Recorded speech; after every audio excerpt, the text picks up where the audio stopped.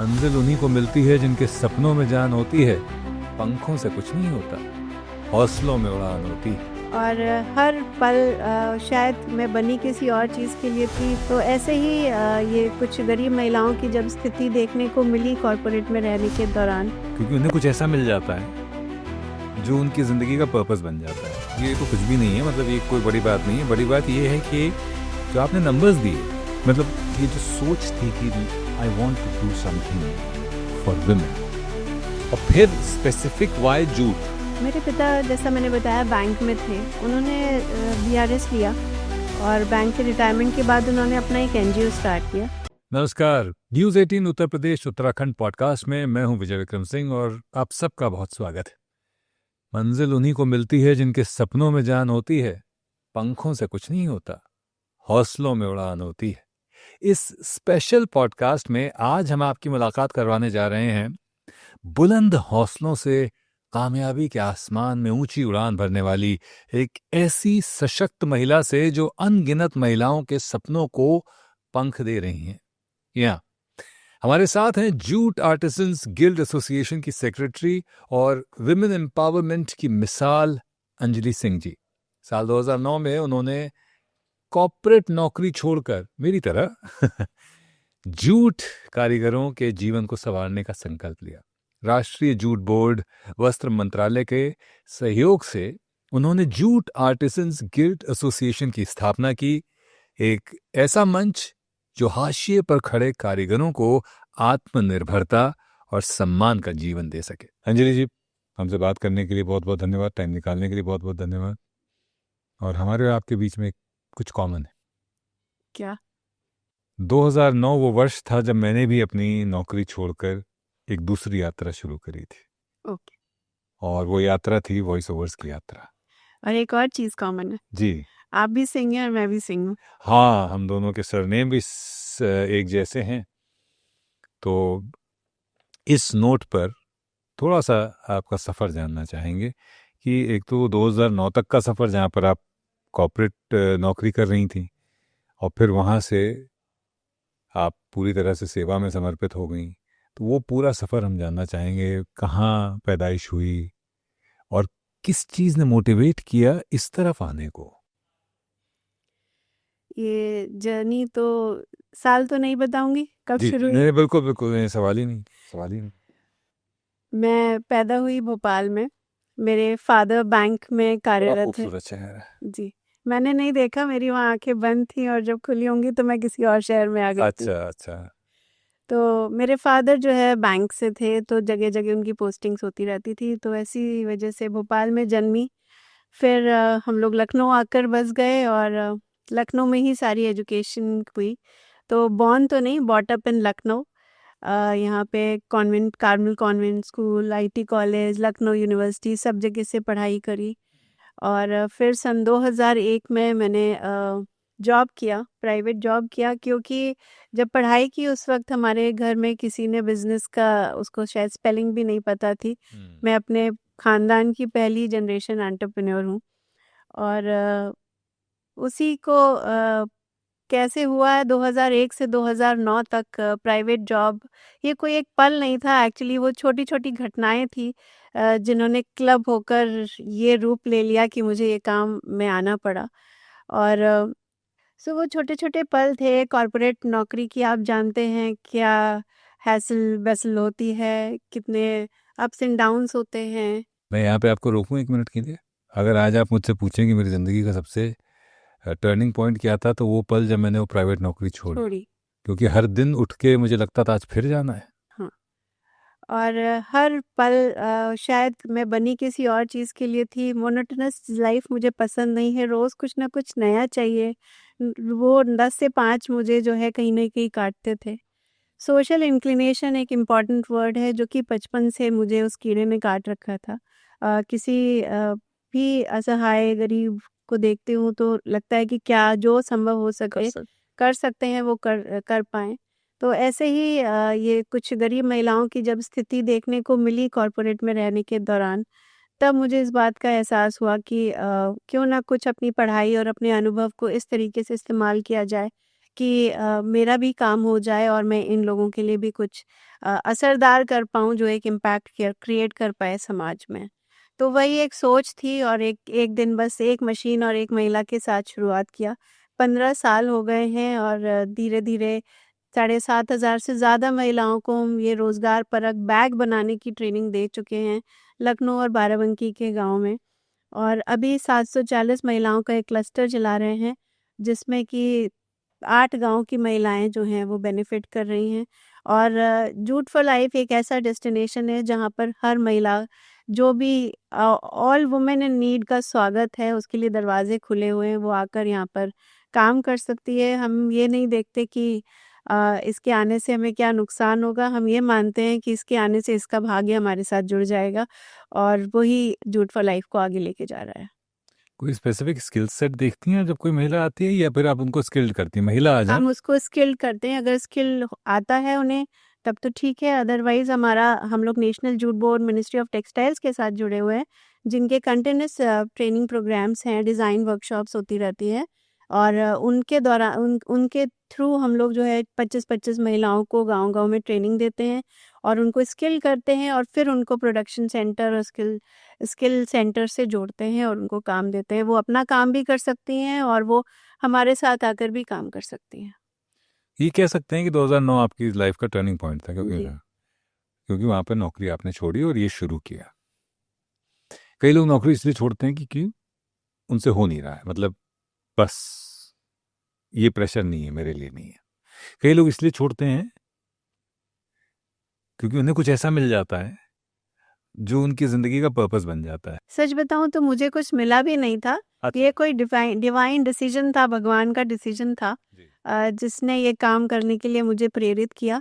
मैंने कभी नहीं सोचा था कि एक दिन ऐसा आएगा कि आप मेरा इंटरव्यू ले रहे होंगे। ये तो कुछ भी नहीं है, मतलब ये कोई बड़ी बात नहीं है। बड़ी बात ये है कि जो आपने नंबर्स दिए, 7,500 महिलाओं को आज तक आपने स्किल्ड किया है, उनको लाइवलीहुड एक जरिया प्रदान किया है, उनको जीने की राह दिखाई है। हम उसके आगे कुछ भी नहीं है। ये भाव आया कहाँ से? कोई एक, मतलब ये जो सोच थी कि I want to do something for women, और फिर स्पेसिफिक वाई जूट, ये दो चीजें अगर हम जान पाए आपसे। मेरे पिता, जैसा मैंने बताया, बैंक में थे। उन्होंने बीआरएस लिया और बैंक से रिटायरमेंट के बाद उन्होंने अपना एक एनजीओ स्टार्ट किया, जिसमें उन्हें national jute board, ministry of textile से एक प्रोजेक्ट मिला था कि गांव-गांव में समूह बनाकर उनको ट्रेनिंग देनी है। तो जब मैं सेवा भाव लेगेसी के तौर पर, लेगेसी के तौर पर आया और वाह, सब कुछ क्या पिता और माता पिता की ही देन थी ब्यूटीफुल। और आज भी वो साथ में हैं और बैकबोन की तरह खड़े हुए हैं। जी। और उन्हीं के 400-500 महिलाओं को मैं देखती थी कि ये कौन सा साल है जब जूट बोर्ड से उनको माना था? 2007 और 8 की बात रही होगी। उस दौरान वो ट्रेनिंग्स वगैरह देते थे, तो 400-500 महिलाओं को उन्होंने ट्रेनिंग दिया था। तो वो महिलाएं अक्सर पापा के पास आकर कहती थी कि हमें काम दो, और पापा बीइंग अ एनजीओ वो सिर्फ सर्टिफिकेट दे सकते थे, काम नहीं दे सकते, क्योंकि उन्हें एनजीओ चलाना था। तो वही कहीं पर मुझे लगा कि क्यों ना मैं अपने अनुभव और अपनी पढ़ाई को ऐसे काम में लगाऊं। और उस वक्त 2009 में ये बज़ स्टार्ट हुआ था, प्लास्टिक हटाओ, प्लास्टिक हटाओ, जूट बैग अपनाओ, कपड़ा इस्तेमाल करो, कपड़े के बैग। तो वो उस वक्त स्टार्ट ही हुआ था। तो मुझे ये लगा कि एक अच्छा ऑप्शन हो सकता है, जो हम समाज के 2 एस्पेक्ट्स को लेकर चलेंगे। एक तो महिला सशक्तिकरण पे हम काम कर सकते हैं, उनको एम्पावर कर सकते हैं, और दूसरा पर्यावरण के लिए भी एक हमारा अंश भर भी योगदान अगर रहा, तो वो भी एक अच्छी बात हो जाएगी हमारे काम के लिए। और बस उसी सोच को लेकर चले थे। धीरे-धीरे लोग जुड़ते गए, इम्पैक्ट क्रिएट होता चला गया और कारवां बढ़ता गया। हम तो चले थे जाने पे मंजिल पे, अकेले लोग जुड़ते गए, कारवां जी। बनता गया। तो इस जब कारवां बढ़ता है तो खर्चे भी बढ़ते हैं, बिल्कुल।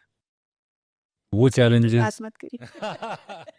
तो वो चैलेंजेस आए और अभी भी आते ही होंगे। बिल्कुल आते हैं। कैसे अपने को मोटिवेट करती हैं उन चैलेंजेस के सामने? रास्ते निकलते? बहुत भारी क्वेश्चन है। रास्ते तो निकलते ही हैं। एक लाइन पर बिलीव करती हूँ, www.com, हाँ जी। Wait watch with wonder. वाह। परेशानी आती है, एंग्जाइटी भी बहुत ज़्यादा होती है, समझ नहीं आता, बट हर बार जो है रोज़ फिर ये सोच के सो जाती हूँ कि अभी तक भगवान ने निभा लिया है, तो आगे भी निभा ही लेगा। प्रॉब्लम्स, चैलेंजेस बहुत ज़्यादा हैं क्योंकि बीइंग अ एमएसएमई आप छोटा यूनिट है, कोई विरासत में लेकर नहीं आए ये काम कि किसी ने कहा हो कि ये लो काम शुरू करो। तो बहुत धीरे-धीरे स्ट्रगल करके गन्ने का रस उसी में से निचोड़-निचोड़ के निकालते हैं और तिल में से ही तेल निकालते हैं, फिर वही सब इस्तेमाल होता है। इस तरीके की चीज़ें हैं, संघर्ष बहुत ज़्यादा है, लोग बढ़ते जा रहे हैं, काम बढ़ता जा रहा है, तो चैलेंजेस भी बढ़ते जा रहे हैं। फाइनेंशियल सेक्शन अगर आप हमारे लिए कहें, तो हमारे जैसे लघु उद्योग वालों के लिए ये बहुत बड़ा चैलेंज है। और अभी तो मुझे तो यही लगता है कि मुझे 15 साल हो गए संघर्ष में और अभी भी एक पल ऐसा नहीं जाता कि जब मैं आराम से सुकून से सोचती हूँ कि आज ठीक है सब और हम आराम कर सकते हैं। तो वो चैलेंजेस दिन-ब-दिन बढ़ते जा रहे हैं। इस मंच के माध्यम से कुछ कहना चाहेंगी उन लोगों से जो साथ आके आपके काम को थोड़ा सा आसान कर सकते हैं? साथ आके मैं सिर्फ हम लोग एक्चुअली सप्लाई करते हैं गवर्नमेंट ऑर्गेनाइजेशंस में, यूनिवर्सिटीज़ में, पीएसयूज़ में। तो हर जगह का पेमेंट साइकिल इतना डिलेड है, इतना प्रोसेस डिलेड है कि उसकी वजह से हर उद्यमी जो है वो उसके खस्ता हाल रहते हैं। तो प्लीज़ सरकार से मैं भी ये निवेदन करवाना चाहूँगी, कितना भी कहा गया है कि 10 दिन में उनको पेमेंट्स करने चाहिए बट नहीं करते, कोई सुनवाई नहीं है और आप किसी से लड़ाई कर नहीं सकते क्योंकि आपको मार्केट आगे काम पे आपको काम करना है। तो बट उनकी ये डिले हमारे लिए कितना बड़ा हमें उसको मतलब उसका बोझ उठाना पड़ता है, उसकी खामियाज़ा भुगतना पड़ता है, वो हम ही जानते हैं। एमएसएमई में रजिस्टर करने का सबसे बड़ा अट्रैक्शन ये है कि 30 डे पेमेंट साइकिल एक वो लिखा जाता है कि आप अगर हो गए तो आपको देना ही पड़ेगा। जेम पर भी लिखा आता है कि आपको 10 दिन में पेमेंट करना ही करना है, लेकिन 10 क्या वो 100 दिन भी शायद नहीं होते। कैसे ख्याल आया कि गोल्डन फाइबर, जूट जिनको नहीं पता, जूट को तो गोल्डन फाइबर भी कहते हैं, ये मुझे लिख के मिला इसलिए पता चला, मुझे इससे पहले नहीं पता था, लेकिन पता चला तो बड़ा आश्चर्य हुआ कि गोल्डन फाइबर क्यों कहते हैं। जूट मेरे लिए एक फाइबर नहीं है, जूट एक परिवर्तन की डोरी आप समझ सकते हैं मेरे लिए। मिट्टी से जुड़ा हुआ है, पर्यावरण के अनुकूल है एकदम और वो उन महिलाओं की डोर है जिसको पकड़ के वो आत्मनिर्भर निर्भर बन रही हैं। तो इस तरीके की जूट को लेकर जब काम शुरू किया था तो आज भी लोग पूछते हैं कि जूट ही क्यों? तो क्योंकि लोग समझ ही नहीं पाते कि जूट से रोज़गार भी उत्पन्न हो रहा है और परिवर्तन भी आ रहा है एक तरीके से। तो जूट बहुत कुछ है आजकल, क्या प्लास्टिक के दुष्प्रभाव हो रहे हैं हमारे एनवायरनमेंट पे हम लोग देख रहे हैं। सर्दी में गर्मी पड़ती है, गर्मी में सर्दी पड़ती है, हाँ, कहीं पे भी अर्थक्वेक आ जाता है, कभी भी धरती हिल जाती है, तो ये सब कहाँ है? तो क्यों हो रहा है? उसका कहीं न कहीं प्लास्टिक का बहुत बड़ा योगदान है और जूट एक अच्छा सब्स्टिट्यूट है और हम अपना योगदान पूरा कर रहे हैं उसको रिप्लेस करने के लिए। जितना कर पाएँगे उतना करेंगे। काफ़ी तरीके से काफ़ी बड़ा एक चेंज ला चुके हैं समाज में, बट अभी बहुत बड़े लेवल पे काम करना पड़ेगा अगर असली इम्पैक्ट क्रिएट करना चाहते हैं, ताकि महिलाओं का भी भला हो और पर्यावरण का भी भला हो। महिलाओं की आपने बात करी, आप महिलाओं को सशक्त कर रही हैं, तो जब महिलाएं सशक्त होती हैं तो आत्मविश्वास भी बढ़ता है।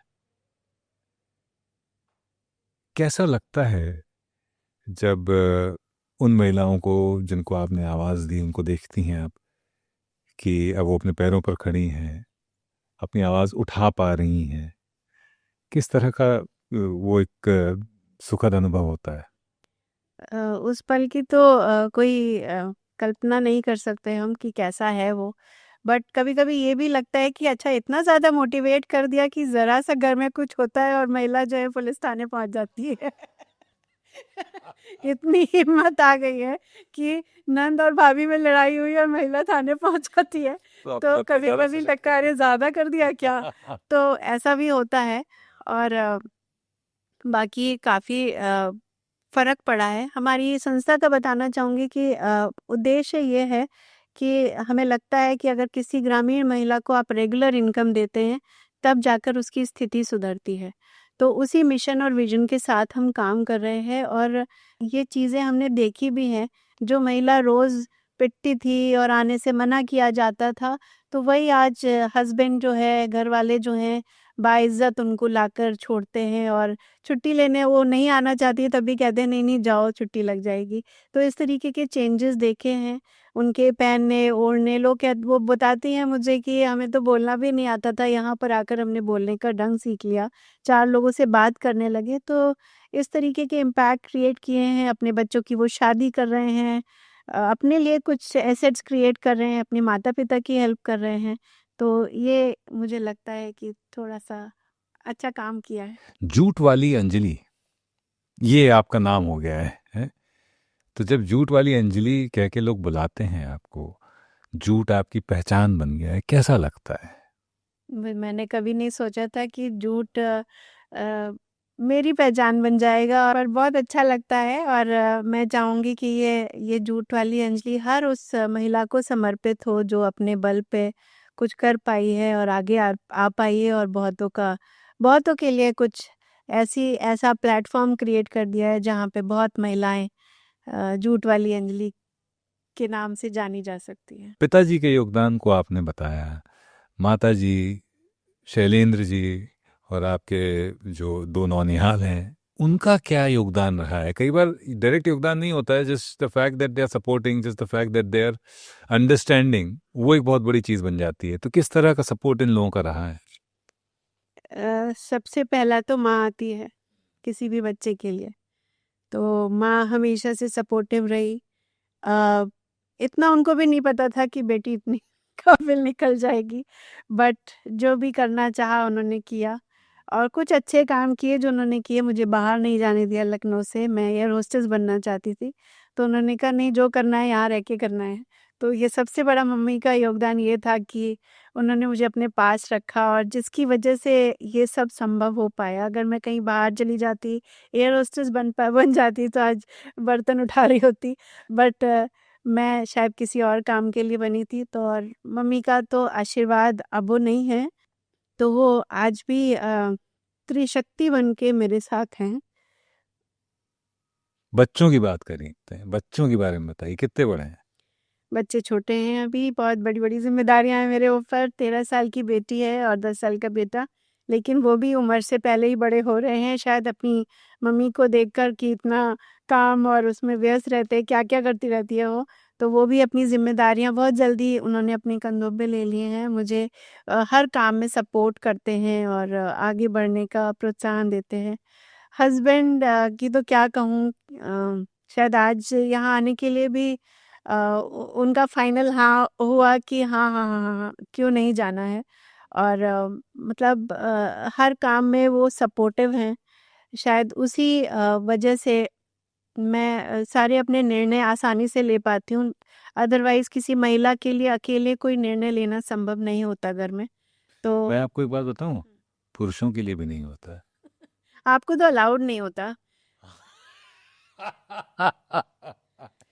आपको अलाउड नहीं आपने होता। सच्चाई बयां कर दी, बहुत बहुत धन्यवाद। आपको अलाउड नहीं होता, और हमारे लिए आसान नहीं होता, क्योंकि हम सबको साथ लेके चलते हैं और सारे चेहरे हमें खुश दिखने चाहिए अगर हम कोई निर्णय लेते हैं। तो ये सब चीज़ें हैं, और पिता और पति 2 इम्पॉर्टेंट मेरी लाइफ के एस्पेक्ट्स हैं, जिनको कि मैं मतलब उनके बिना मैं कुछ नहीं हूँ।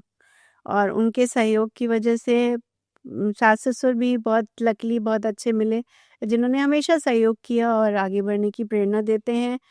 तारीफ़ करते हैं जहाँ जाते हैं अपनी इस काबिल बहू की। एक आपके इस काम से जुड़ा हुआ एक बड़ा नेचुरल सा एक कौतूहल मन में आता है कि आप compete कर रही हैं, आप जूट बैग बना रही हैं, तो ठीक है, एक सामाजिक एक सपोर्ट रहता है कि चलो ये लोग कुछ अच्छा काम कर रहे हैं तो इनको सपोर्ट करें, इनको खरीद लें। पर मास लेवल पर अगर उसको आना है तो उसको ट्रेंड के साथ भी रहना पड़ेगा, है ना? और आजकल चाइनीज़ प्रोडक्ट्स ऐसे आते हैं, वो एक से एक बड़े दिखने में कमाल होते हैं, बड़े सस्ते होते हैं, तो वो चैलेंजेस क्या आप उनकी तरफ सोचती हैं, उनकी तरफ कुछ आप लोग रिसर्च वगैरह करते हैं? उस पे डिजाइन पे कुछ जी जी जी जी हम लोग उसके लिए रेगुलर हमें काम करना पड़ता है और सबसे बड़ा डिज़ाइनर तो हमारा क्लाइंट है। हमें ज़्यादा इस विषय पे कोई काम मेहनत नहीं करनी पड़ती, कोई R&D नहीं करनी पड़ती। ओके एक कस्टमर आता है वो एक अपना नया डिज़ाइन बनाता है और एक नई डिज़ाइन तैयार होके उसके सामने आ जाती है और पूरी दुनिया के सामने आ जाती है और वो शायद किसी और को भी अच्छी लगती है और वो उसमें अपना दिमाग लगाता है और वो फिर एक नई डिज़ाइन बन जाती है। तो इस तरीके से चेन चल रही है। बट येस हम लोग डिज़ाइन वर्कशॉप्स करते रहते हैं, महिलाओं को मार्केट ट्रेंड बताते रहते हैं। हम लोग एग्ज़िबिशन्स वगैरह में जाते हैं जहाँ पर और तरीके के बैग्स जो आजकल चल रहा है, जो एक्सपोर्ट मार्केट में है, उस चीज़ों से रूबरू कराते हैं उनको, तो वो पता चलता है। बट फिर भी कहूँगी हमारा क्योंकि यूएसपी ही है कस्टमाइज़ेशन, तो जैसा आप चाहेंगे वैसा हम बैग बनाएँगे। तो आप ही हमारे डिज़ाइनर हैं और उससे बड़ा डिज़ाइनर कोई हो नहीं सकता। आप जो काम कर रही हैं उसमें आपको इस समय बहुत सपोर्ट की ज़रूरत है, पर सबसे ज़्यादा सपोर्ट जो आपको चाहिए वो है हमारी सरकार से। तो वो जो अपेक्षा है और जो सपोर्ट मिल रहा है, क्या उसमें मिसमैच है या आप खुश हैं उससे? सपोर्ट तो बहुत बेहतरीन मिला। इनफैक्ट वो एक माइलस्टोन की तरह था हमारे लिए। भारत सरकार ने एक ऐसा उद्यम जो कि 10,000 रुपए से शुरू हुआ हो, उसको आप सोचिए कि भारत सरकार की स्फूर्ति परियोजना के तहत हमको 4.5 करोड़ का ग्रांट मिला, जिससे हमने एक ऐसा कॉमन फैसिलिटी सेंटर बनाया जो कि इंडिया का one of the biggest unit है, जहाँ पर इतनी सारी महिलाएं आकर काम कर सकती हैं, रोजगार ले सकती हैं। और ये कहाँ बनाया आपने? ये लखनऊ में ही बना हुआ है, एक गांव में, लखनऊ के सटे हुए गांव में। और वहाँ पर महिलाएं आकर काम करती हैं, काम ले जाती हैं। 600 घरों में मशीन है। तो ये जो एक सरकार की योजनाएं हैं वो काफ़ी हद तक बहुत अच्छी होती हैं। बस गलत ये हो जाता है कि लोग अपना शॉर्ट टर्म फ़ायदा देखते हैं और लॉन्ग टर्म अगर उसको बेनिफिट लें उसका, तो उनको भी बेनिफिट होगा और समाज में वो कितना फ़ायदा दे पाएंगे उस पैसे का, सरकारी पैसे का, इसका लोग अंदाज़ा नहीं लगा पाते और वहीं पे बातें बिगड़ जाती हैं। लेकिन हम एक रोल मॉडल की तरह भारत सरकार के मिनिस्ट्री ऑफ MSME के क्लस्टर के तौर पे उभरे हैं और एक अपनी पहचान बना रहे हैं, अपना एक ब्रांड बनाया है हमने, जिसको कि भारत सरकार भी रिकॉग्नाइज़ कर रही है। और क्या कुछ सब्सिडी वगैरह है जो इनपुट मटेरियल्स हैं उन पर? नहीं, ऐसी कोई सब्सिडी नहीं है। अभी तक 12% जीएसटी था, 5% हो गया है। क्या अपेक्षा है आपकी ऐसी कि अगर कुछ सब्सिडी मिल जाए तो और इसको बढ़ाने, तेजी से इसका प्रसार किया जा सकता है? योजनाओं के तहत मिल सकता है बट अभी ऐसी कोई योजना है नहीं और अपने ही प्रयास करने पड़ेंगे। आप कब तक सरकार के भरोसे लेकर ही आगे बढ़ेंगे। अब एक लेवल पर आ गए हैं जहाँ से हम और मेहनत करके हम एक दूसरे प्लैनेट पर जा सकते हैं। तो अब खुद ही करना पड़ेगा और योजनाएं बहुत हैं जो कि आपके लिए हेल्पफुल होती हैं। सब्सिडी नहीं है, ग्रांट्स हैं, लोन्स होते हैं, सब्सिडाइज लोन्स होते हैं, तो उनको ले सकते हैं। अंजलि जी, आपका जोश, आपका जुनून, आपका जज्बा काबिल तारीफ है और हम यही उम्मीद करते हैं कि ये जो वुमेन एम्पावरमेंट की आपने मशाल जलाई है, लौ जलाई है, वो ऐसे ही चलती रहे। और इस उम्मीद के साथ कि अंजलि जी इसी तरह वुमेन एम्पावरमेंट को बढ़ावा देते हुए यूपी की तरक्की में भागीदार बनती रहेंगी, हम उनका धन्यवाद देते हैं। हमसे बात करने के लिए बहुत बहुत शुक्रिया।